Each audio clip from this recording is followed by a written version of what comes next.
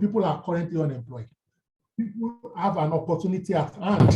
They are not sure whether to take it or not. But I have a feeling that as you share your story, different areas will provide some form of clarity, some form of compass to other people. And at some point, we'll allow people to ask questions. So if you have questions, even from now, you can type the questions, but much later, you'll be able to unmute yourself and ask YF your questions directly. Without further ado, YF, I think you can just fly away. You can just go on with your flow. Just feel free, no restrictions. This is unscripted. I wish you peace as you enlighten us. Welcome, YF, once again. Thank you, Yemi. Thank you, namesake. The only person in HR who is taller than I am. You know, I still have that beef for you. Good evening, good morning, good afternoon, everyone, wherever you're listening from or joining us from. Thank you very much, Yemi, for inviting me to this hot seat. It started getting hotter as the day was drawing nearer, and people were asking me if I was really going to be on this show, so to speak. And I said yes, I was going to be. And they said, oh yeah, they were ready for me with their questions. So it started getting hot, really hot. But again, thank you for inviting me. My career story is a very short one, very, very short one. And I'll keep it simple as I can. I started my career in sales because, okay, let me take a step backwards. I think I should stop neglecting my years in the academics. I tend to ignore those years, and I know that you are an academician, so this is a good platform, Yemi, for me to not ignore that part of my career. Youth service, I actually find myself within the 4 walls of a University of Ilorin, and I was a lecturer. I was teaching GNS for youth service, and it wasn't easy teaching almost guys who were your age mates at the same time, but I mean, that was what life offered me. And after many days of shaking and nerves and butterflies in the tummy, I settled into it. And guess what? By the time I was leaving University of Ilorin, I actually had done 4 years of lecturing.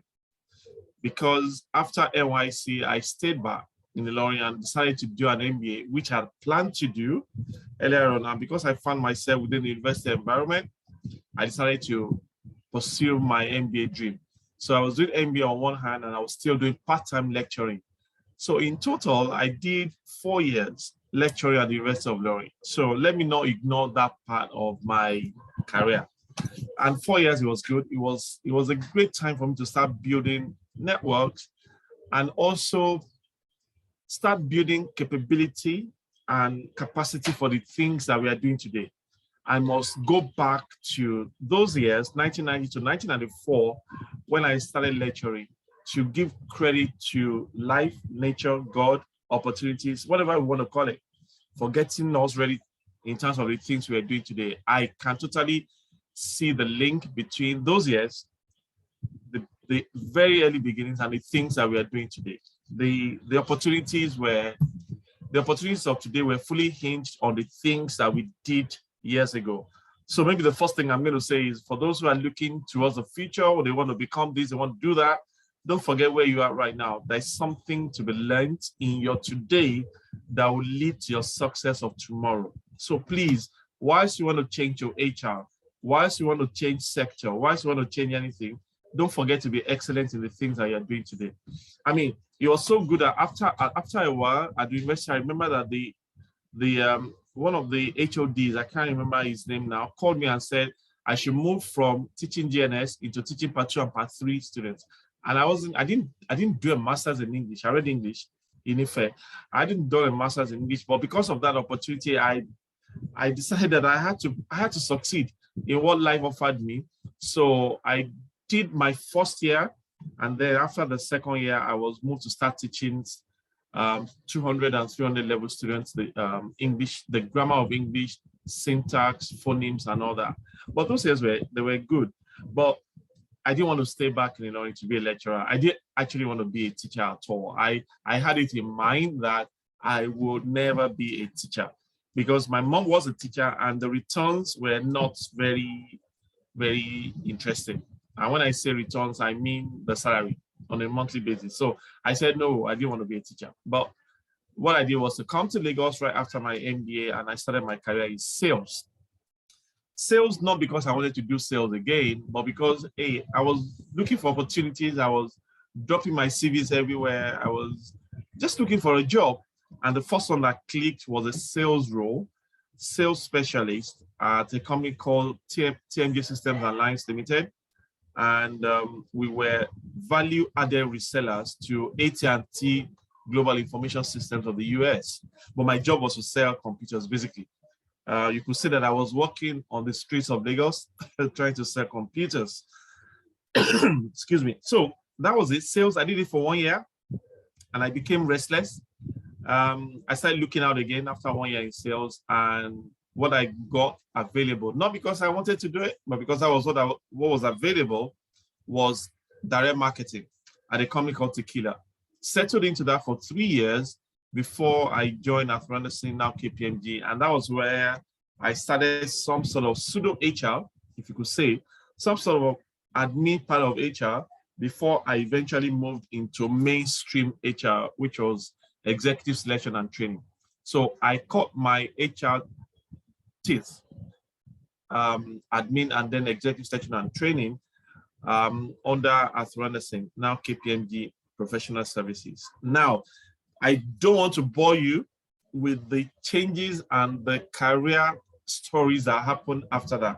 Suffice to say that by the end of last year, November, I had worked in about 12 organizations, 3 banks, 2 telcos, 3 consulting outfits, 1 FMCG. And what I do at the moment is I manage a firm, an HR advisory firm, HR leadership, culture transformation initiatives, and just helping our clients to build great workplaces. The company is called YF Talent Partners, and I humbly am the Chief Talent Officer of that organization. So in a nutshell, that's me. Success stories, I don't have many. I just have many learning stories. I have failed several times, still failing, still learning. The things that we share today, let me quickly say this now, that I'm not going to tell you all the things that you will hear to make you successful. No, I don't have all those answers. I'm not going to tell you all the things that may be right. From your own experience, you might have superior arguments for anyone listening to me. You might have superior argument or superior experience to counter the things that I experienced, and the things that I will therefore say might be principles of success. What I'm saying is that it is only from my perspective and from my experience that I could say a couple of things. I can't say many things from the perspective of other people, and those things might be right or better than the things that I have experienced. All right. So this is just me sharing experiences. This is just me saying that based on the things I have learned over like 30 years, I have made some progress in some areas. I have failed in some other areas, and those things have shaped the individual that we have become today, basically. So I think I've mentioned this before. I've lost my job before. Woke up one day, head of HR, excuse me, in an organization, and another head of HR had been recruited because I was politically naive in that organization. So when I came up with political intelligence as an addition to IQ and EQ, it was based on experience, and that was based on the fact that I failed. Not because I thought about it and I thought, oh, I succeeded because of it. No, most of my conversation topics arise out of the fact that I have learned something along my journey, not because I have succeeded along the journey. I just needed to emphasize that point. So yes, we've gone a bit ahead of other people. We've experienced some things have worked, some things have not worked, and those things have therefore shaped the way we advise and work with other people so that they can be better on their own journey. So the kind of work we do today, especially with younger people, is therefore all surrounded based on those experiences in sales, in marketing, in human resources, in leadership positions, in different sectors, oil and gas, working with clients, FMCG, hands-on experience, consulting, 3 banks, Stanbic, Standard Chartered, ABN Quest, 2 telcos, like I said, Glo and Etisalat. If you think that you have been stuck in one position and you are not moving, you're not promoted, and therefore you are depressed, and you're saying, oh, let me talk to Yemi. Yemi seems to have been a success in that space. I'll tell you that at Etisalat, I spent 6 years on the same grade without a promotion. You see what I mean? So it's not a success story all the way. Absolutely not. What I didn't do was, number one, I didn't want to be in that rut of, oh, I'm not promoted and all that. So I did 3 jobs in 6 years, which were lateral movements. So at times, when you want to go up, you might also consider sideways movement as a way to get to the top or to the next level eventually. So yes, anything anyone listening to me now may be experiencing right now, I promise you, in one dimension or another, I may have experienced the same. But the journey of becoming, the journey of where we are today, has helped us to learn from failures and also some success stories. And those are the things that I think in the next maybe 1 hour or so we'll be able to share. But don't think that I've come with all the tricks in the world for anyone to succeed. No, I don't. We will share experiences. I will possibly learn from a couple of people as you drop things in the chat box as well. I'm willing to learn. So in a nutshell, Yemi, that's who I am. Wow. Very apt, very direct, very, very profound. I'm excited at how this has actually panned out, and also from the beginning. I have a few questions myself, that Okay. I teased out as you are dropping those vibes, as you are waxing lyrical with your story, as you are sharing, providing insight. Now, you have been to 12 organizations. What would you say is a somewhat recurring thing in those 12? Sometimes they say the grass is always greener on the other side. What are the few recurring themes that you see, if you like to share with us, please? Sure. Let me bust a couple of myths. Number one, there is no ideal organization. None. This is me in 12 different sectors and all that.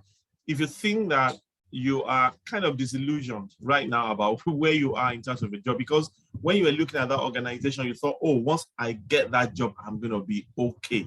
Let me quickly tell you, there is no ideal organization. What I have learned on my journey is we need to be the ideal employee. Being the ideal employee would therefore fit you into any organization or circumstance and allow you to succeed, thrive, for as long as you are within that organization. So take a step back and think about yourself as an organization as well. So build yourself. Make sure that you're not thinking about the role of today. That's a job. Constantly think about career. That's more long-term. And the best way to do that is to be in the space where you're building capacity, you are building capability, and you're building a solid network. There is no ideal organization. There is no ideal salary as well. If you get 200% salary increase over what you're earning today and you go do another job, I promise you in 3 to 6 months, that money might not be enough anymore. Your needs catch up, your lifestyle might catch up as well. And then you are looking for the next pay, the next 15% or 20% salary increase and all that. There is no ideal organization, and there is no ideal salary that will be enough for life. What we constantly must do is to be in the space of self-development, right? So in my own hopping around, in my own nomadic journey through my career, those are the 2 things that I have majorly found out. And then the other thing that I also found out is that you can't say that you are great today and therefore you rest and you are not developing yourself. Before you know it, the world will pass you by. It's a constant game of self-development. Let me share an experience with you. And when I say self-development, I'm not talking about self-development only from a technical perspective. I'm thinking of an all-rounder ideal employee. So listen to this. I go into an organization, and I've shared this before on a couple of platforms. So yeah, some people might have heard about it before. I joined an organization.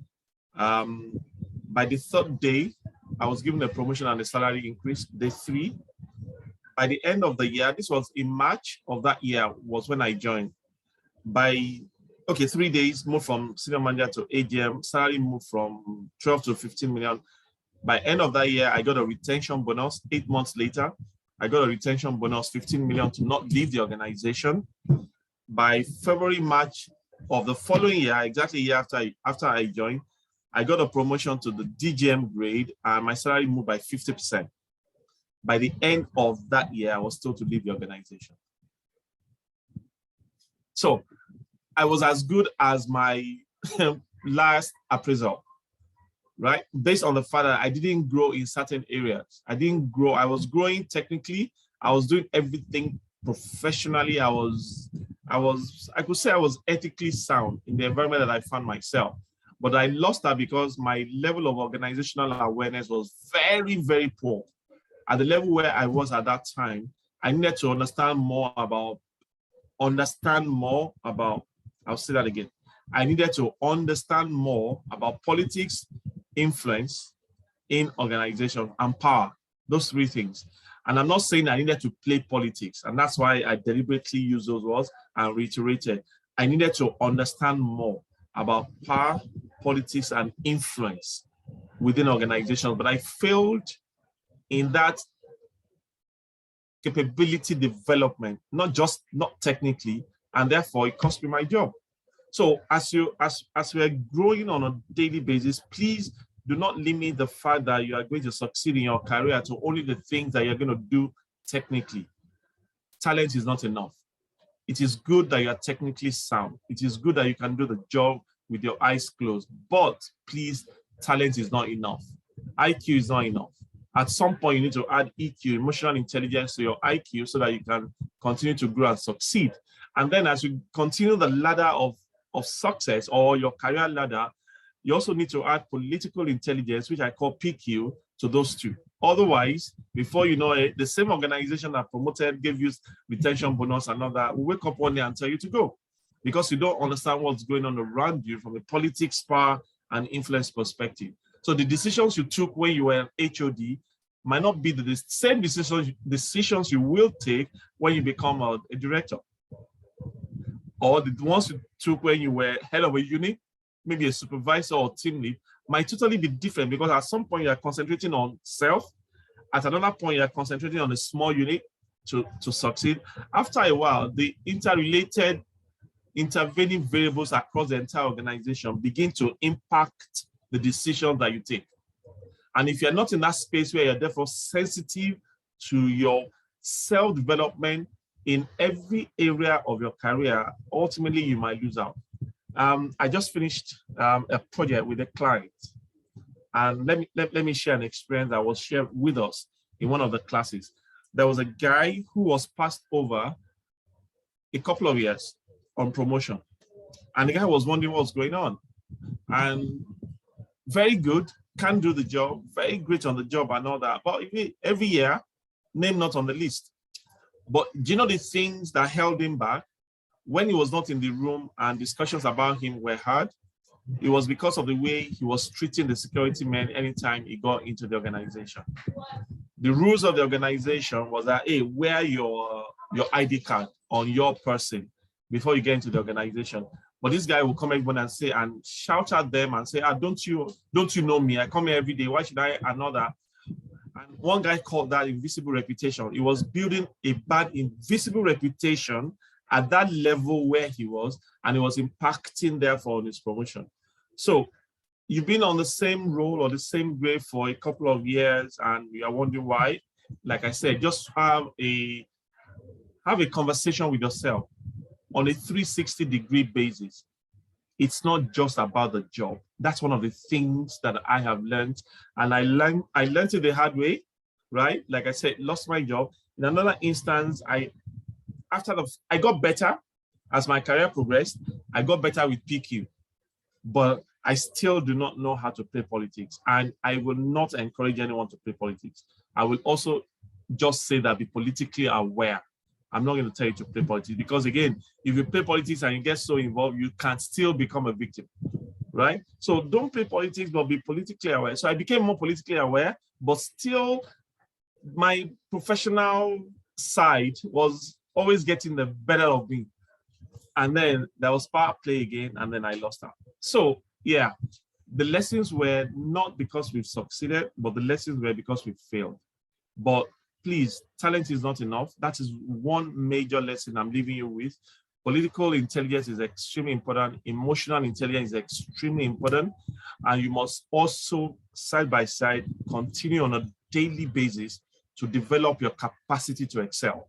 This is what I say. Number one, the job that you are doing today, excuse me, or the field that you find yourself today, when we mention 10 names, let your name try and come up. In any area that you find yourself at your level, you know, the career triangle, many more people at the base, fewer people at the top, the triangle. But wherever you are in that career triangle, and people are mentioning names of professionals within that space, let your name come up in your first 10, first 15, max first 20. Let somebody mention your name. That's number one. And number two, when you are trying to change roles and you go for interviews, be the standard against which other candidates will be measured. Always go with that mindset to go in there and say that once you get out of the room, you become the standard by which other candidates will be measured. And with all of that, we will make progress, and ultimately we will succeed.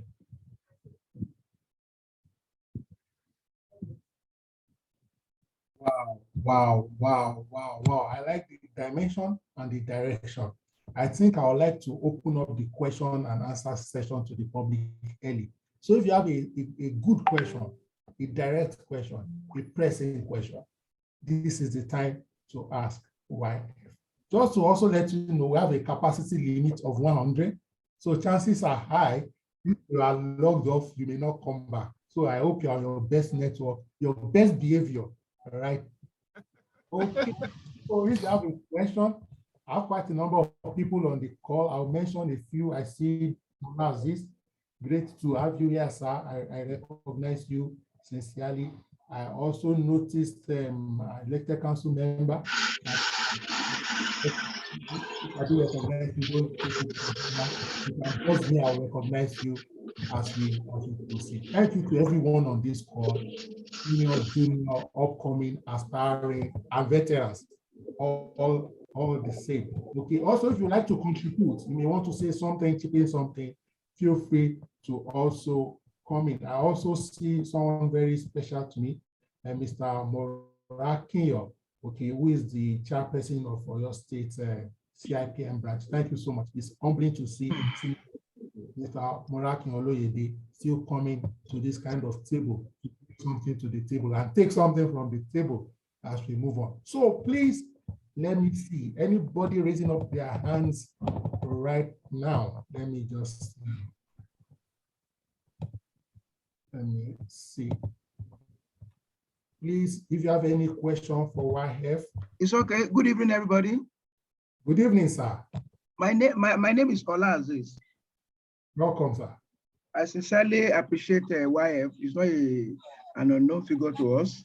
It's loaded. That's why I actually announced another platform that when somebody is loaded, it's needed so that we can actually use, we can draw from the fountain of knowledge, experience, and what have you. I will just make a little contribution. Wife, well done. Thank you, continue sir. to be with you. Amen, and sir. We are proud of you. And as we are leaving the space gradually, looking back, people like you are giving us an inspiration that we have inspired before we get expired. So thank you and God bless you. Now, thank you, sir. Now to the main issue, I must sincerely thank you that there won't be any politics in the workplace, forget about it. Politics not only play in the real political space. Anywhere power is involved, politics become inevitable. Everybody want to be relevant and everybody want to attach and connect themselves with the power that be. And in the course of that, the space up there, as Riley said, is so very small, but too many people want to have a share, a recognition, engagement, involvement, authority, and what have you. And at the end of the day, you see where the head, especially up to the board level, where there is no structure, where there is no policy, and where policy exists but there's no respect for it, people end up being too political. And the politicking leads to the extent that everybody wants to outsmart one another to really get what they want, share of the power that be. And as Riley told us right now, it's better competency, behavior, attitude, cool-headedness, submission, and humility goes a long way, because the man today that you align with and is doing everything for you, it will not be there tonight. Nothing without expiry date. Everything that God has created is only God that will not expire. But be that as it may, it's better to belong to what I call there's a party in the corporate world, which has to do with what I call AGIL, all government in power. Belong to everybody and belong to nobody. So that when Mr. A, Almighty A, that is so powerful, so potent in everything, leaves, you will not leave your relevance, you will not leave your continuity, you will not leave your engagement, and you also not lose. Other people may actually need you. There is a particular tape I usually share with you when it comes to leadership, mentoring. We need somebody that will talk to us behind the door when we are not there at the decision table. And the only way they can actually make us to be a sellable item or sellable, a marketable person is to ensure that we have success history in the past. We are competent, and we are not, because somebody like us, somebody powerful in the system is looking at our back, then we become lazy and we become a labor. No. Competency conference. First of all, make yourself because somebody that can now make you up and help you all. I don't want to actually occupy the space and dominate the scene, but I must sincerely thank YP for being, for being cerebral and always willing to actually share what he knows, to actually help others to become what they are capable of becoming. It shall be well with you. Thank you. God bless you. Thank you very much, sir. Thank you very much, sir. Dr. Olaziz, don't worry.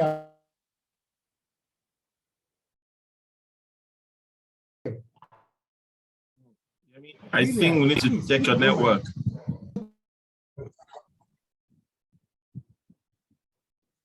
Lillian, your hands are up. Please ask your question, Lillian. Hello, Lillian.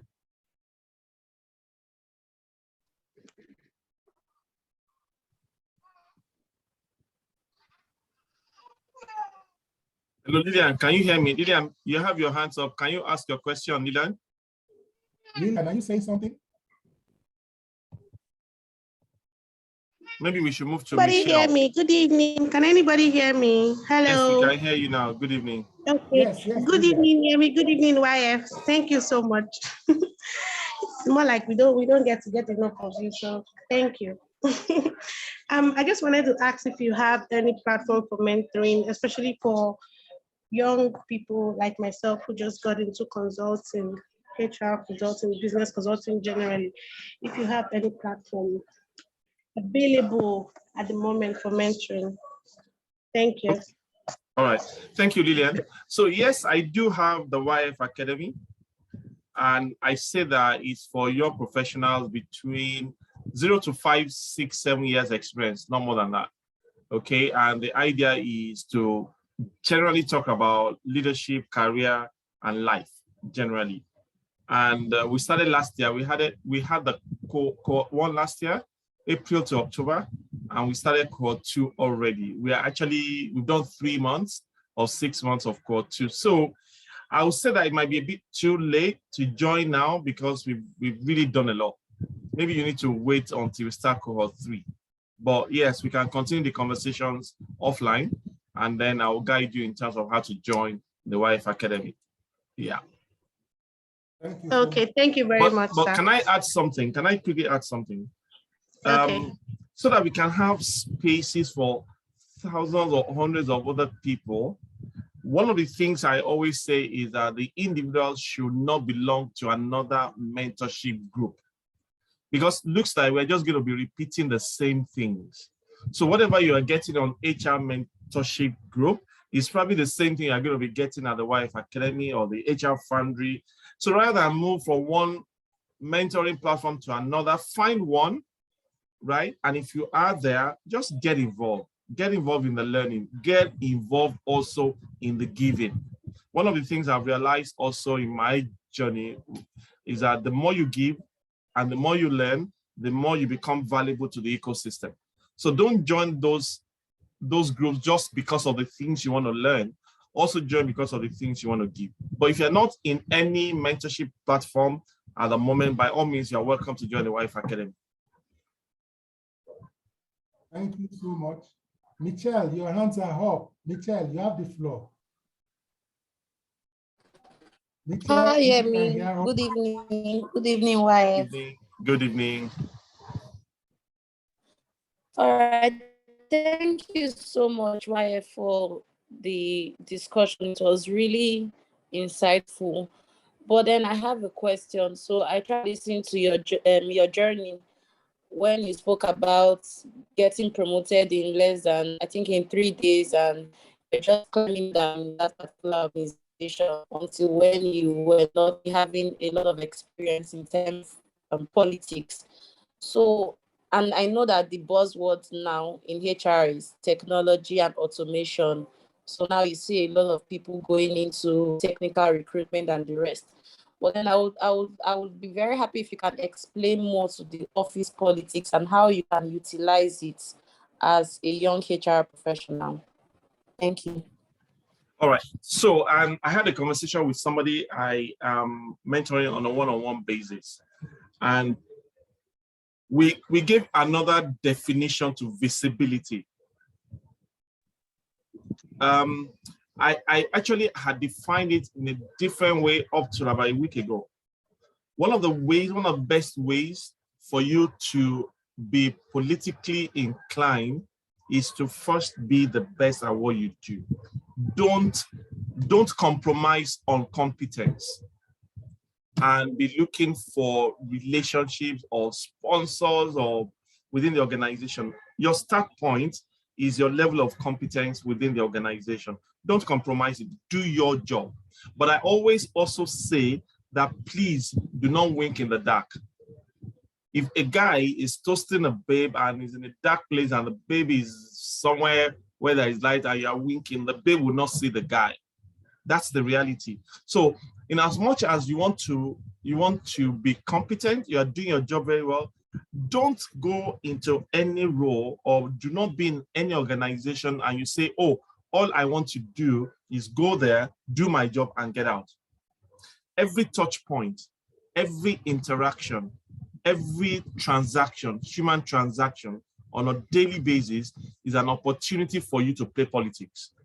And what I mean by that is play politics by being a warm person. Play politics by being the go-to person when people want to feed off positive energy. But don't forget that you are not competently deficient in the job that you do. So let's take a role, performance management specialist. Be the go-to person. Be sure that your job is top-notch, is 100%. Deliver on the job. But don't just go to work every day because you want to go and deliver on the job. When it is time for instance, for TGIF, if it's physical, warm up to people. When it is time for TGIF, for instance, and it is virtual, don't keep quiet. Don't turn off video, turn off audio, and just say, let them do what they are doing and all that. There are so many intangibles in human relationships across organizations that lead to us being politically relevant in the place of work. I'll say that again. So many intangibles that lead to us being relevant in the place of work. It is your interaction with people. It is your, like I said, it is your not winking in the dark. It is your making sure that your job and your personality, good one, warm personality, is visible to the places where I said there's a confluence of power, politics, and influence. Let your personality, let your technical ability be visible in those places. Let me give you an example of what happened in one of my prior lives. We were we were always doing evaluation committees after our performance appraisals by line managers, back and forth, and then it's time for moderation. And then we realized that when it's time to talk about certain individuals, either as poor performers or average performers or top performers, we'll put up their names and their scores, and we'll be discussing them so that we can agree on their ratings finally. So many HR people can relate with that process. But we found so many instances where nobody will say anything about an individual. Put up the name, talk about the only person that will talk about the person will be the line manager. Other people within the organization had no visibility about that particular individual. Guess what we now resorted to? We were now putting up their names and their pictures. So when people say, who's that guy? Who's that? This top performer in the organization? We don't know him. Okay, please put up the picture. Don't wait until they put up your picture in the room where you are not available. Let your picture be visible almost on a daily basis in the organization. And don't get me wrong, I'm not saying that you should be going to carry people's bags when they come into the office so that you can be visible. That's not what I'm saying. And I'm not saying you should also be just strolling around the organization. Oga, I just say make I greet you. No, that's not what I'm saying. But you know, there is also wisdom in business management theories. There's a concept called management by objective. If you've done an MBA or you've gone to business school, management by objective. There is also something called MBWA, management by walking around. Yeah, MBWA, I mean, I learned this one in business school in the early 90s. Management by walking around. We actually do need to have a feel of who you are, but you're not playing politics. You're just making sure that you are available within the organization. Also be available within the team. Be available within the unit. Don't go to the organization with a mindset of job description. All I want to do is do my job and get out. When there are opportunities for you to put in your discretionary effort, which is the things that are not in your job description, guys, grab those opportunities with both hands. It may not lead to immediate promotion. It may not lead to immediate salary increase. But when you're not in the room and names are being mentioned about individuals who will always help the team, help teams across the organization warm. Remember what I said about invisible reputation, your name will eventually come up. So guys, it's hard work. All I'm saying is it's not easy, it's hard work, but you've got to be deliberate and intentional about being visible within the organization where you work. People must know that you are there. Don't go into certifications, master's degree, another, and then you come to work and you sit in a corner and you're just churning out great work. You know what will happen? You're churning out the great work, you're forwarding it to Yemi Adeosun, who is your boss, and Yemi is forwarding it to me, who is Yemi's boss, and Yemi is going to delete the forward. Nobody knows that it's coming from you. I will be thinking that everything is coming from Yemi, unless Yemi is such a great leader who decides not to delete the fact that it came from you. Or Yemi will constantly say, oh, I worked with XYZ on this job. Otherwise, you will be lost in the crowd. The marketplace, which is the corporate environment, is a thick crowd right now. The multitude is in there, no matter how small your organization is. You need to find ways to make sure that your face and your name come up every day to the point where we don't need your picture when we're not talking about you in the room where you're not. That's all I would say, Michelle. Okay, thank you so much, YF. Let me quickly put out another question. Thank you so much, YF. That was very informative. I think I had some mistakes I made in the past. You're welcome. All right, so before I take Isaac's question, let me quickly put out this tiny question. You read English. Would you say you liked mathematics? And how are you able to become analytical in HR? Someone still told me 2 hours ago that they don't like calculation and they are in HR. How are you able to transit? However, Isaac, you're on standby to ask the next question, please. Okay, so this is the point where I start becoming more and more vulnerable. I failed mathematics like 4 times. I wanted to do, I mean, when I was younger, I was thinking I was going to study business management, accounting, and all that, but mathematics don't green me. First time I failed. I went to do A-levels, and as I was doing A-levels, I was doing GCE in those, and I was failing maths. right? It was until after I finished A-levels that I sat down at home for 1 full year. And then I faced commerce, mathematics, and a few other subjects, and I finally made C6 at the 4th attempt. So no, I did not like mathematics. It was a struggle for me. No doubt about that. So I got into the university and I studied English. I wanted to change to law. I couldn't, but I had it in mind that I was going to do an MBA. And in MBA school, I struggled a bit again with financial accounting and management accounting, right? But those things should not deter you from picking up skills along the journey in your career, right? So mathematics and analytical skills, I don't think they're the same thing. They're not the same thing, right?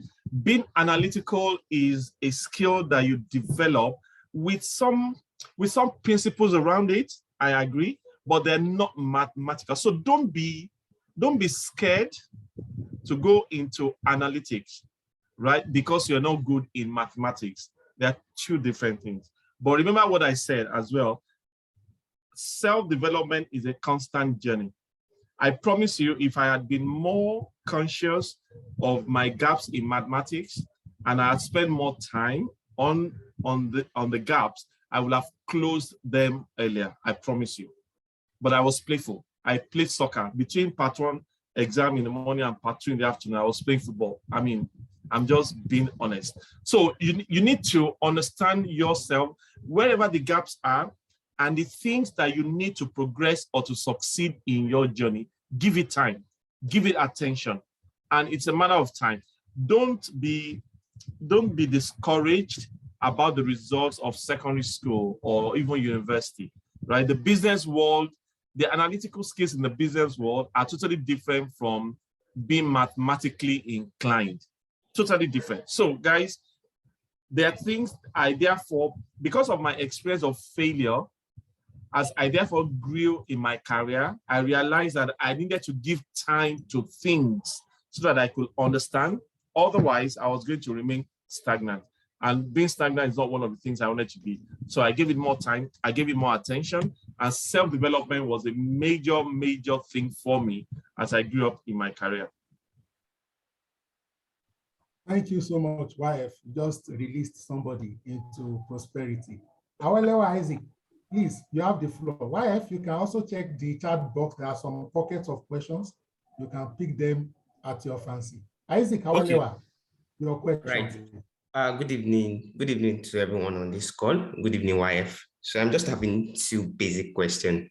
So the first one was at the point where you were talking about visibility in the workplace.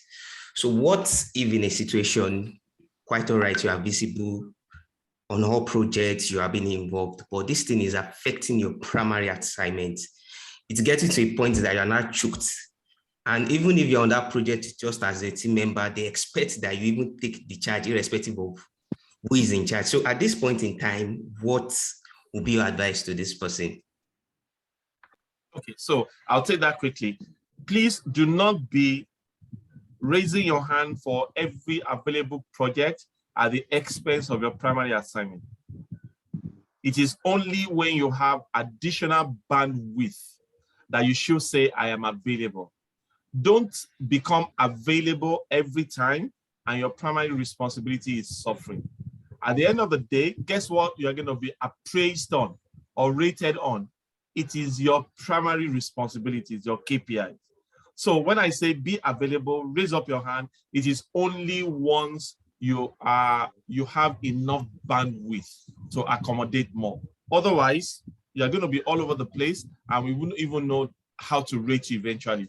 So however, please, Isaac, back to the basics, back to your primary responsibilities, back to your function. If somebody asks you, I mean, there's a way we can say no, and we can say it politely.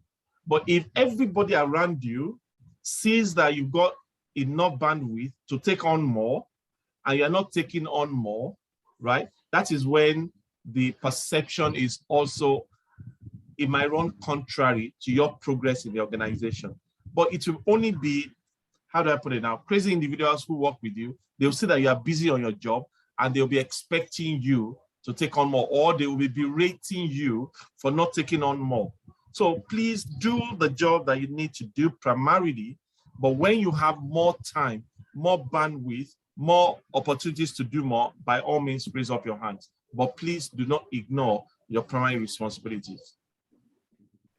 All right, thank you very much. So to the second question I wanted to ask, take for example, you have a deadline to meet up with, like say a report which you've necessarily prepared and you felt is okay, but has to be reviewed by your line manager. And it keeps delaying it, not sending it out till it extends the timeline. So at such instances, you get the backlash for it. And what necessarily do you do at that point? Okay, so let me give a standard response that I always give to issues like this.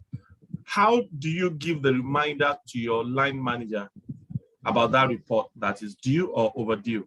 Is it by calling him or going to meet him in his office and all that? You know what you should do? Document it. Just document it. Send an email.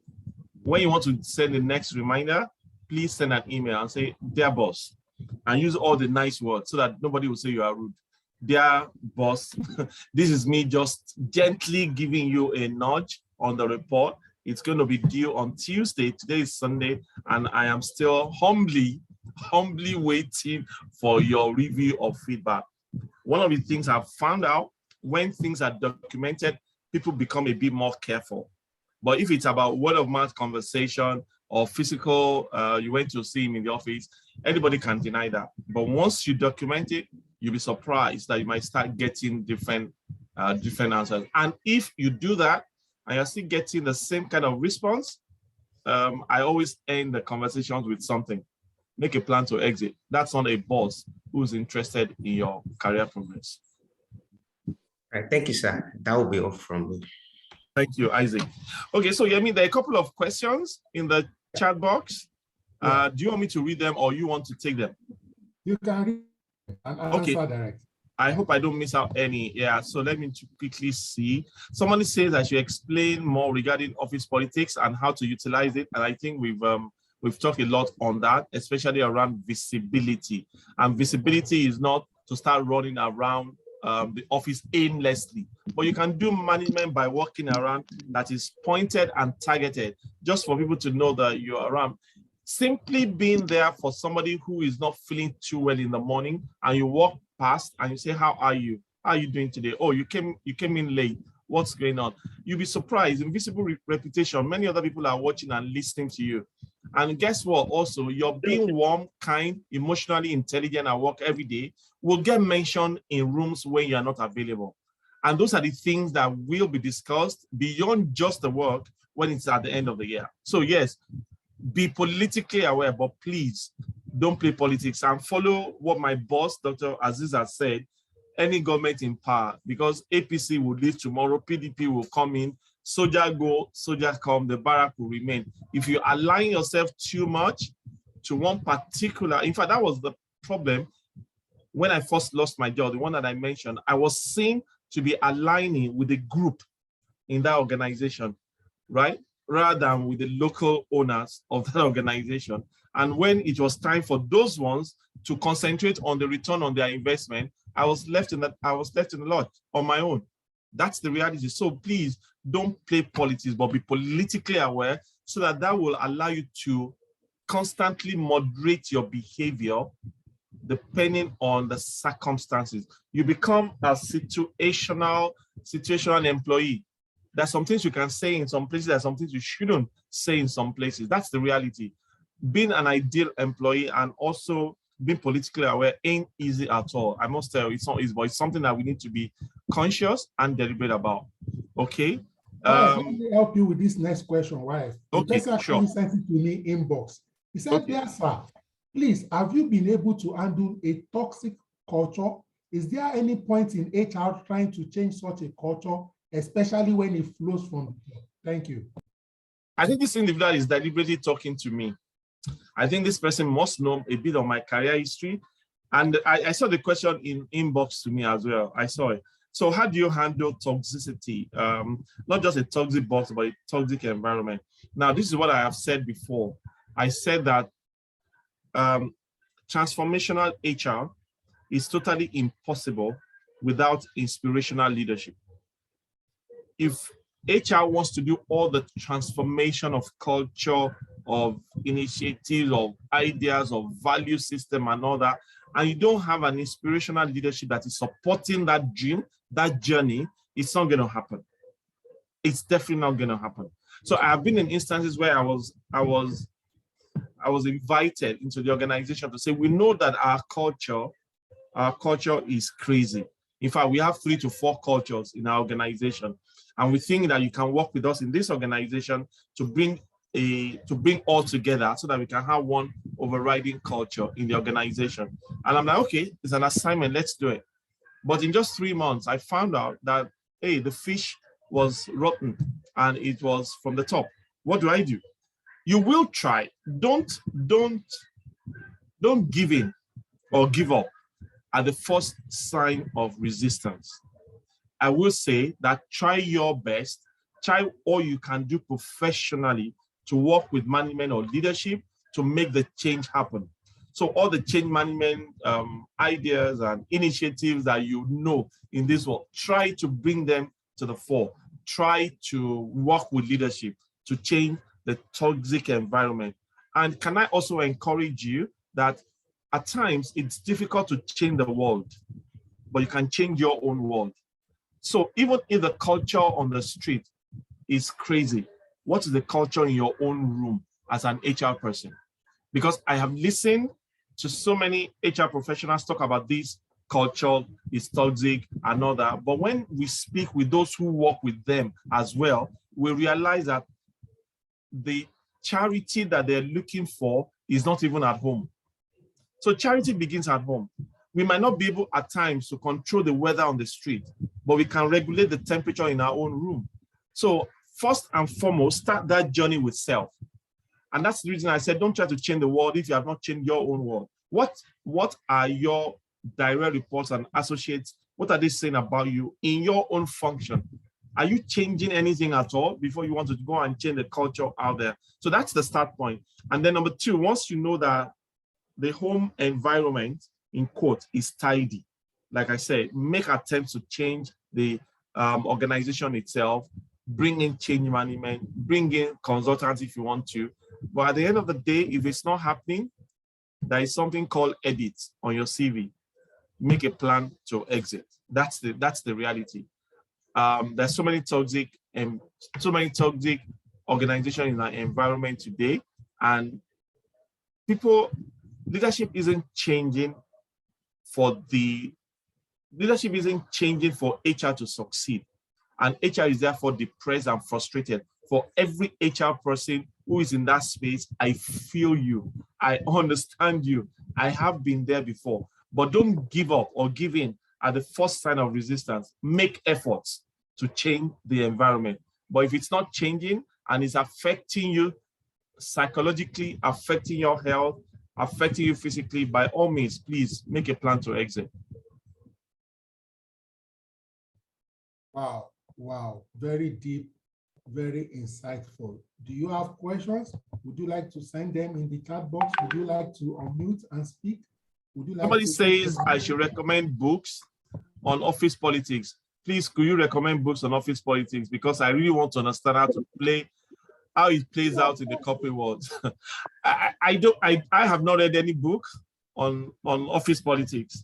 I have only understood it based on experience, and it is based on that experience that I have said the thing that I have said. Don't try to play it. Understand it, be aware of it, know the confluence of power, politics, and influence, where those 3 meet. That's what I call the confluence. No, I've worked in an organization where the MD will be the most powerful person, but the next most powerful person in the organization was the EA to the MD. If you don't play your good parts within that confluence, nothing's going to get done. That's the reality. Meanwhile, we had other C-suite individuals in that environment, but everyone realized that that was a center of power. So understand it, and then make sure that you are therefore playing your professional game with that understanding in mind. I'm very, very careful with my words. I'm not saying play politics. Play your professional game with the understanding that there is power somewhere with that in mind. All right. Thank you very much, sir. Can I ask a question, sir? Yeah. Yes, please. Go ahead. Nice. All right. So my question goes like this. If you have a colleague that is feeling threatened by your position, and because of that, your colleague is trying to be active in every role and trying to play every role, what do you suggest someone should do? So let me ask you, is this guy taking over your own responsibilities? If this person has the opportunity, this person will.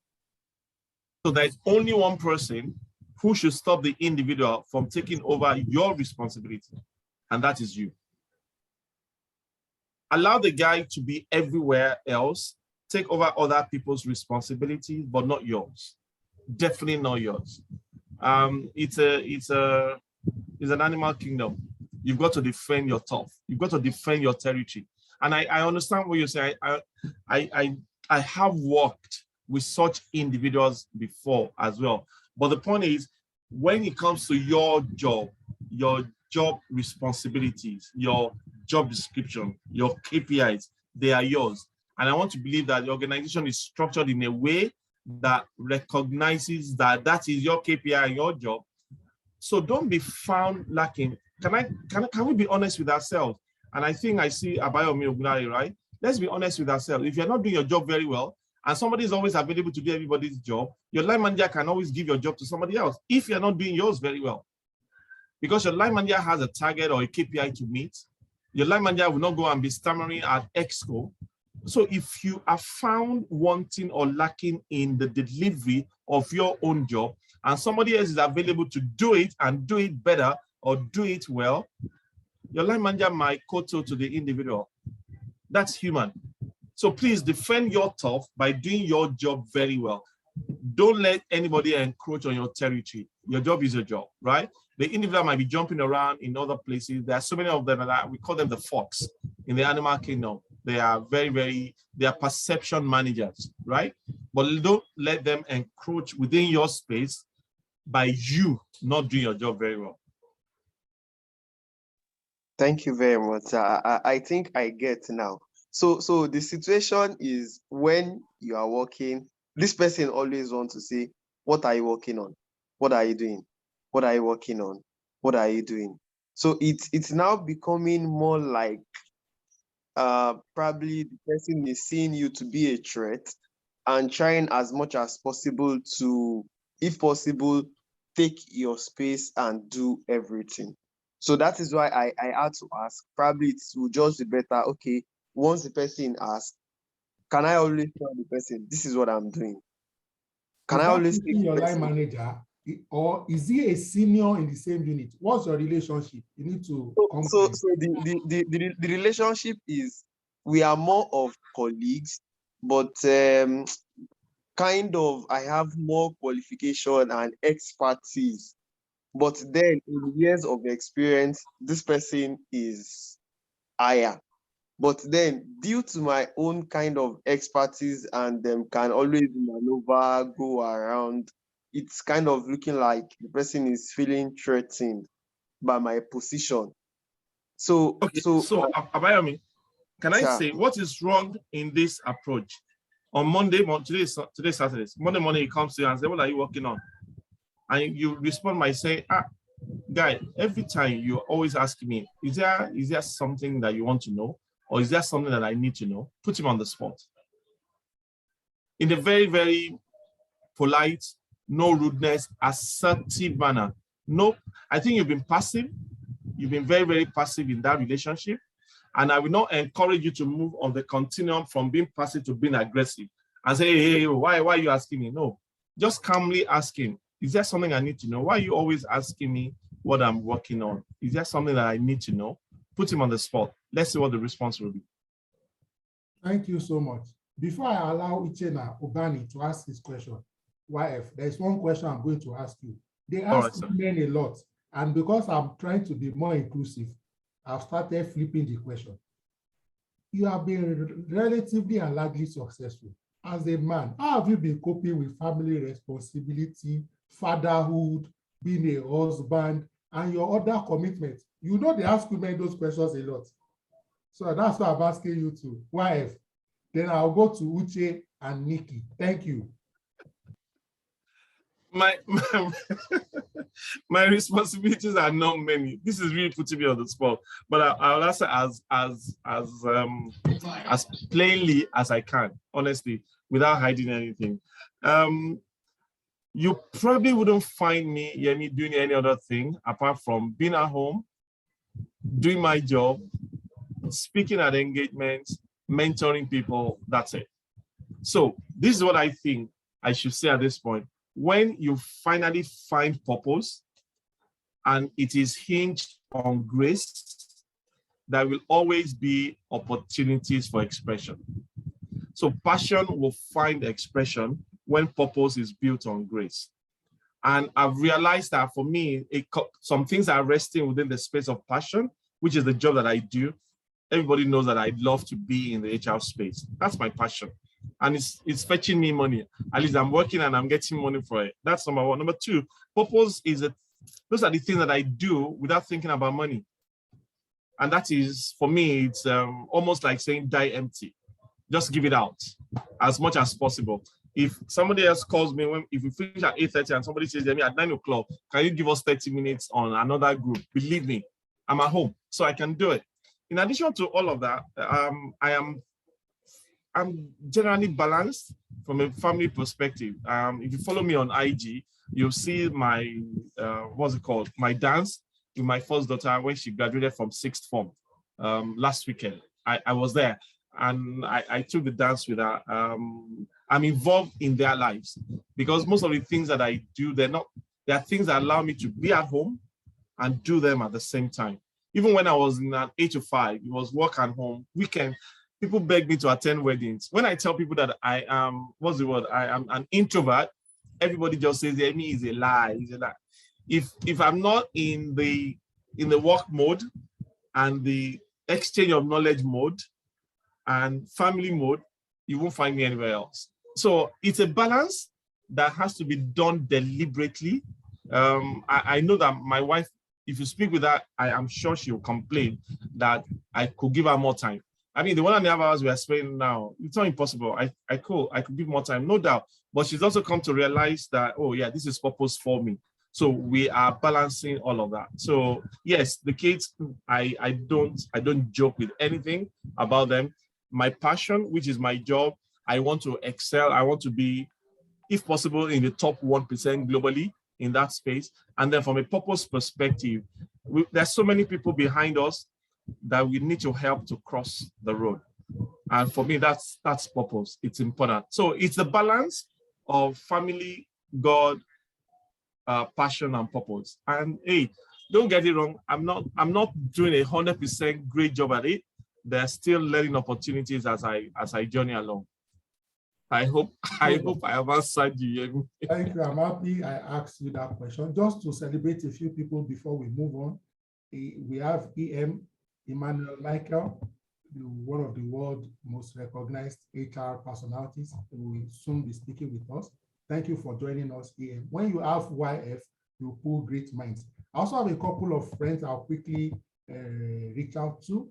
One of my very good friends, one of my best friends, Adedeji Aderele. Thank you so much. I know you are busy, you are a pastor, you are ministering tomorrow, and yet you are here today. It's also one of the HR juggernauts. Thank you so much. I also see one of my friends, Eni Awojobi. He was a former senatorial aspirant in the last election. He's a great person also on this call. I suspect it's because of YF. These my great friends decided to join me in this convocation today. Thank you so much. Uche Obani, please ask your questions by all means. Uche, please, over to you. All right, thank you, sir. Thank you, Yemi. Thank you, YF. You made mention about culture. My fear, and I want you to advise us HR practitioners here. I hope we are not the ones who are supposedly custodians of this culture and now making the workplace toxic, because it's easier for us to look outside rather than look inwards. Because to be honest, a good number of those toxic workplace stems from the custodians of those toxic work culture, which is HR practitioners. Talk to us on how to mitigate this toxic work culture. There's no other way. There's no other way to mitigate it. Just stop it. Just stop being toxic. That's the reality. And you are so right. Gina, let's not kid ourselves. So many HR people are here listening to us. Let's not kid ourselves. We are the ones driving people away. We are driving people away from our organizations, and we are driving people away from our country. Because when they try one HR in one organization, one-man business, they move on to SME, they move on to, what I think will be an international organization, and the experience of toxicity remains the same. They're going to look for options outside the country. I have said it before, and I say it unequivocally without fear of any contradiction. Leadership in this country, not political leadership, corporate leadership in this country is driving our many young people away into the first world because of their experiences on a daily basis. So HR guys, charity must begin at home. There is no other way to do it. If you follow what I post on LinkedIn, you see that I talk a lot about toxic workplaces. I talk a lot about leadership.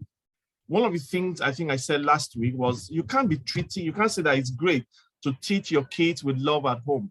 And when you come to work, you must treat them by being tough. That's leadership hypocrisy, if you ask me. What happens to being caring and empathetic and humble and engaging our work as well as a leader, as HR people? It's just what we need to do. Toughness doesn't lead to promotion anymore. It's no longer the way to the top. The new leadership competencies for anybody who's listening to me right now, if you're managing 2 people or 3 or 5 or 10, please, the new leadership competencies for your success in the now of work, there are 3 things. Lead with humility. You don't know all the answers. In fact, the younger generation, they know a lot more than us. I constantly learn a lot from the younger generation that I work with. They know more. Be humble, calm down. You don't know everything. That thing that took you about 3 or 5 years to know, once they Google it in a couple of minutes and they learn it, they'll get to know it in 6 months. Reality.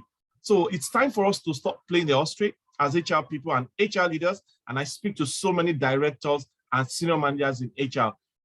The level of toxicity coming from our space is a bit high at the moment. We need to change the narrative. And if you are an HR person and you're working in a toxic environment, don't take on the toxicity of that environment. At least, like I said earlier on, change the game, change the narrative in your own function. And perhaps when people see that, HR is different, the culture in HR is different, other managers might begin to change. But if HR itself is toxic, how on earth is anybody going to listen to all the transformational initiatives that HR is bringing on board? It's not going to happen. So, very correct. Uchenna, I think it was Uchenna who asked that question. Very correct. A lot of our younger folks, because of the daily conversation they have with us, and Yemi can bear me witness, they are constantly talking about toxic HR leaders. It is time for us to have a conversation with ourselves. Let's not continually talk about toxic workplaces. Let's talk about toxic HR people. Let's change the game from our perspective, and ultimately we can then start changing the game for our organization. Thank you for raising that, Richard. Thank you so much. Let me quickly also recognize Imakla, one of the leaders in the HR community and the HR leader at the Covenant Nation community group. Very soon, applications will be out. It's also a very great, veritable platform. It's typically a 9 weeks to 12 weeks academy, free of charge. We'll also share on the mentorship platform how to participate. Ima, good to have you. She will be featuring next month on this platform. Yemi, thank you. Thank you very much. Ima. Thank you so much. I know you don't like being on the spotlight, but I just have to. No, I don't.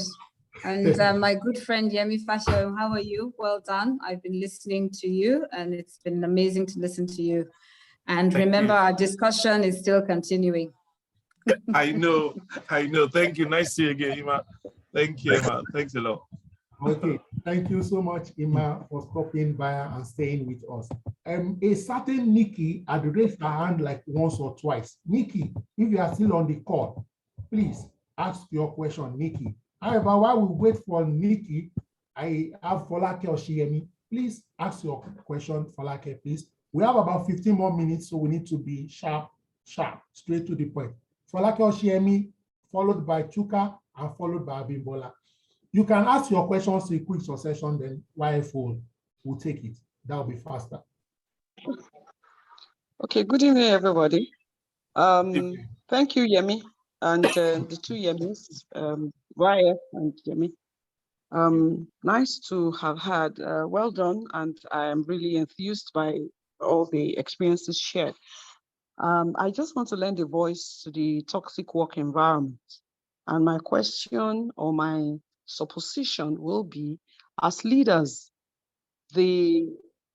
what are the values of those organizations? What do they stand for?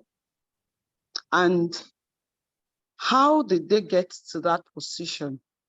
Then what's the barometer for measuring the climate of that organization? Because as HR, I agree with YF that indeed HR, should I say in quote, would have failed in that organization, because the HR people are supposed to bring to the knowledge of the organization the wrongdoings of the others.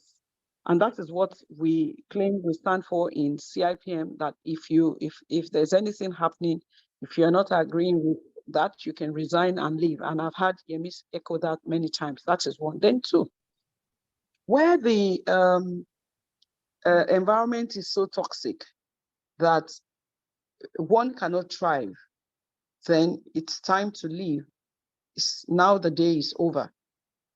However, as they are leaving, the same person or the same group of people who have learned to be toxic or who have been battered by a toxic leader will go to another organization and think that is the way to be.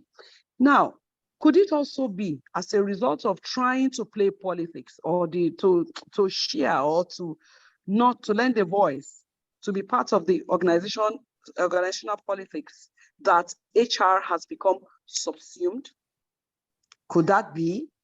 Because I want to also belong to this group in order that I can be heard. I echo because I think I have seen that happening in quite a few places, where at the top, very top, close to board, and everybody knows this will not work, but we are all saying yes, yes, yes, yes. Then they step out just in the name of, responding and wanting to remain relevant in the organization. So how will this balance be kept in such a way? Because that will definitely lead to toxicity in the environment, where everybody knows that this is not the right way, but the HR or myself or himself are agreeing to that way or to that method that is not in alignment with the values of the organization. That will polarize the climate. And I think toxicity will continue as long as that chain is not broken, or there's no separation between organizational politics and doing ethical HR. Thank you very much. Thank you so much. Thank you. Let me confirm, is this Madam Folake or Speak, ma'am? Yes, I am. Oh, my leader, thank you so much. I didn't recognize that name on time. My bad. Thank you so much. She's one of our leaders at CIPM, one of the members of the Governing Council. Thank you for joining and for your contribution. Wife, you may respond direct. Okay, I mean, I think I agree. I mean, not so because of time. I'll say that she hasn't said anything that I don't agree with.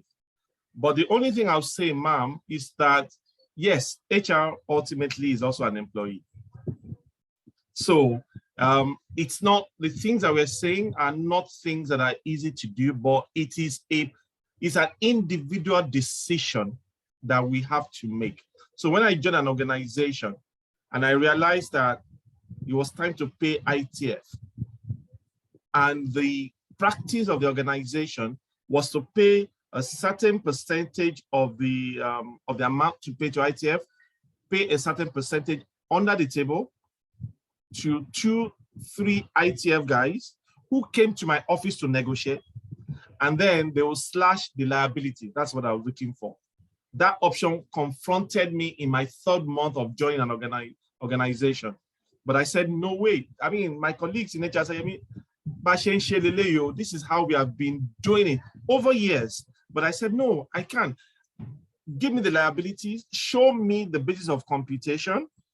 I will pay, then I'll get back my 50% based on showing you that I've done training, blah, blah, blah.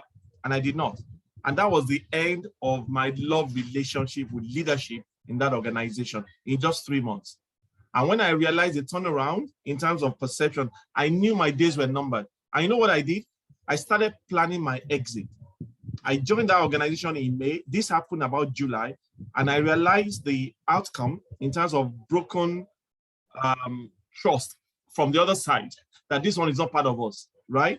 I decided to start planning my exit. One of the things that I do, I'll tell everyone clearly, was to call my pension fund relationship manager. How much do I have so that I can start planning my early retirement? Because I knew I wasn't going to continue in that organization.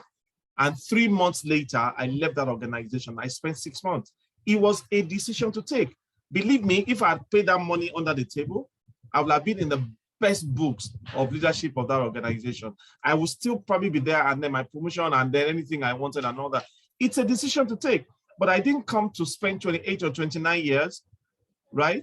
And then one issue in my 1 year or possibly now ending my career will put a cloud on my professional career. I decided it wasn't what I wanted to do.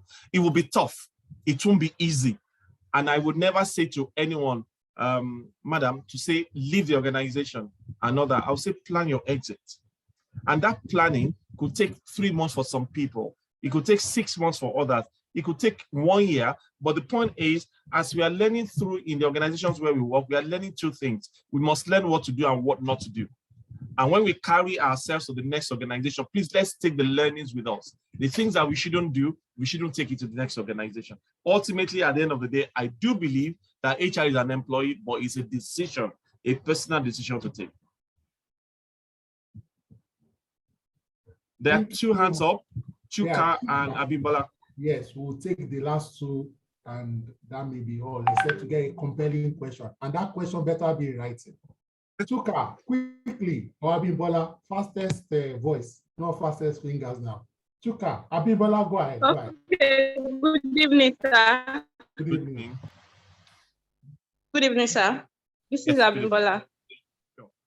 Okay, so thank you for this platform. Thank you for all your teaching. So my question goes thus. So I have this situation in my organization, and it's been in existence before I joined them. So, and people who have been working with them have been doing those things grudgingly, even though they know it is not right. So I work with an oil and gas servicing organization. I'm sure some of us will know how strenuous tasks are there. And the company belongs to a husband and a wife.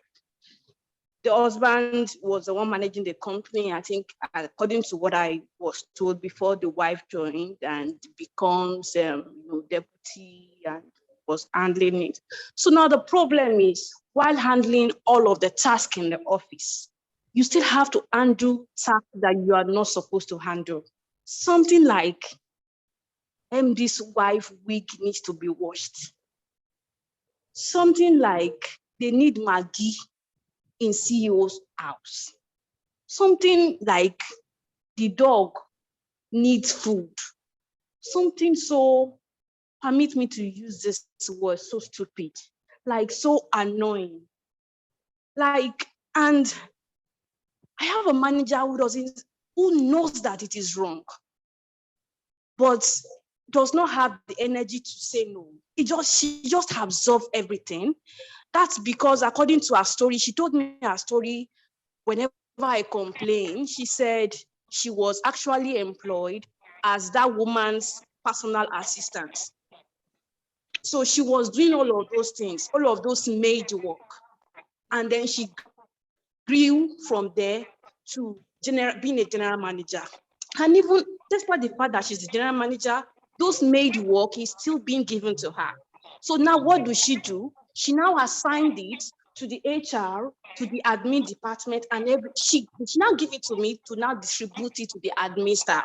You know, those ones will now be complaining, and even me, in my mind, I know this is not right. But we have a manager who cannot say no. Because of petting time. us and be telling us this and that. Yeah, I get the story. Because of time, if you go to the chat box, people have given answers to you already. You are not a tree. Move. One of the things I find a bit, what's what I'm looking for, a bit interesting is that people say, no, people moan and groan for 29 days. And then on the 30th day, they are happy because it's payday. And then the cycle continues. We are not trees planted in toxic organizations. Move. By all means, move. And then again, move means plan your exit. If your boss does not have the lever to say no to things, you have the power to edit your CV and plan your movement, right?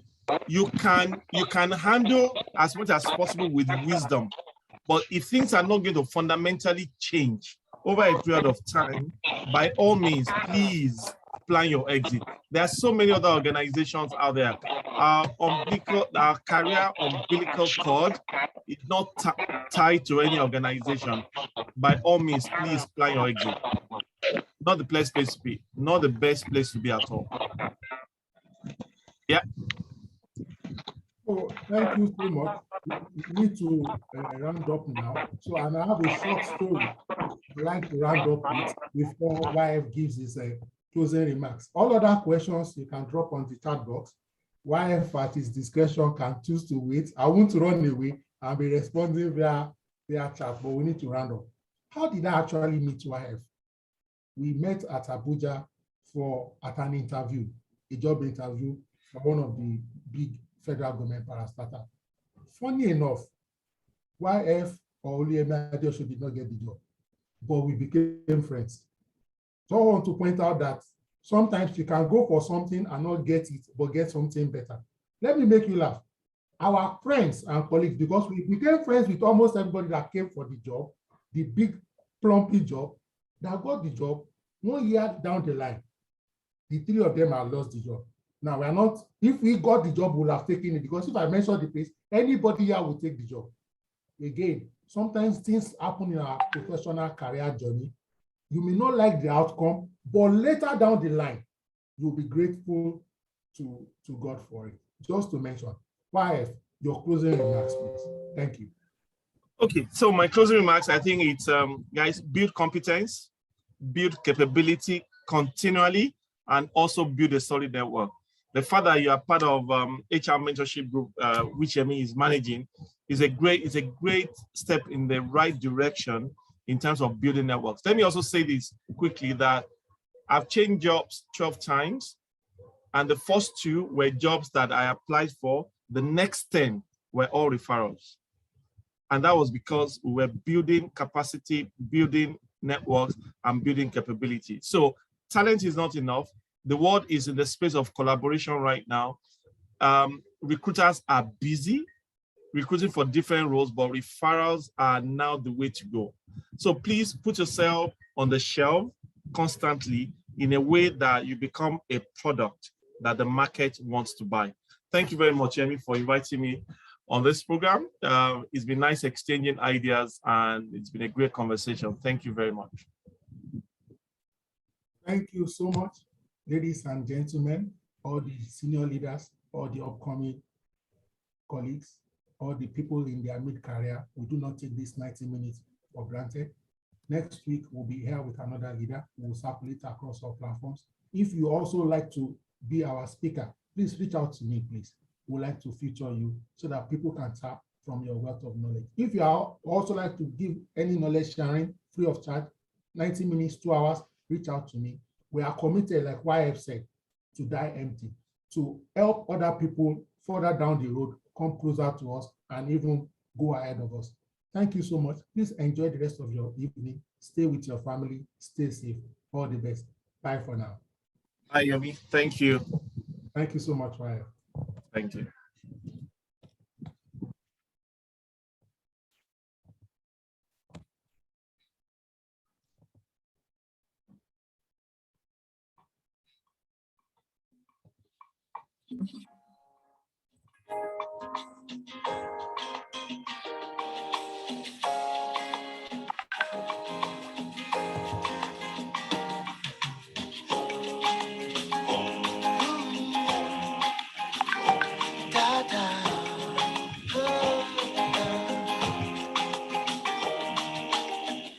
Summer, winter, autumn, spring, mountains, blue skies, and the sea,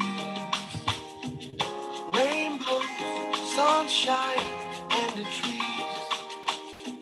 Jesus, maker of the Lord, Jesus.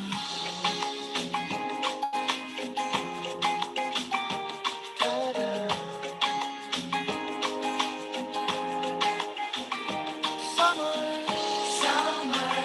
winter, autumn, spring, mountains, blue skies, and the sea. Rainbow, sunshine, and the trees you made them. Jesus, maker of them all. Everywhere I go, I see you right there. In the beauty of nature, you shine all around. For you are everything, and everything is you. Precious Jesus, a wonderful wonder you are. Oh, oh, oh, oh, oh,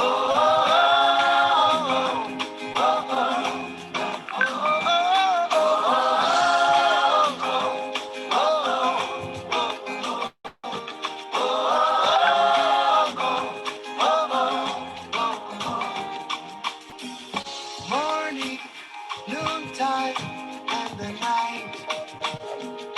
Voices, rhythm, melody. People, places, everything. Jesus, maker of the Lord. Everywhere I go, I see you right in the beauty of nature. You shine all around. For you are everything, and everything is you.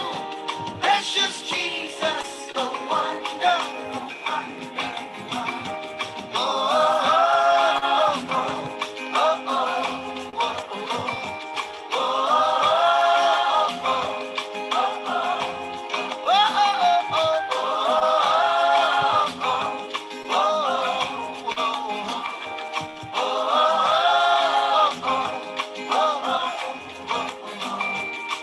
You're amazing, dear Lord. You are amazing, dear Lord. You're amazing, dear Lord. You are amazing, dear Lord. You amaze me, dear Lord. You amaze me, dear Lord. You are amazing, dear Lord. You're amazing, dear Lord. You are amazing, dear Lord. You are amazing, dear Lord. You are amazing, Jesus. You're amazing, you're so amazing. You're so amazing. Your love is amazing. Your grace is amazing. Your glory is amazing. Your power is amazing. Your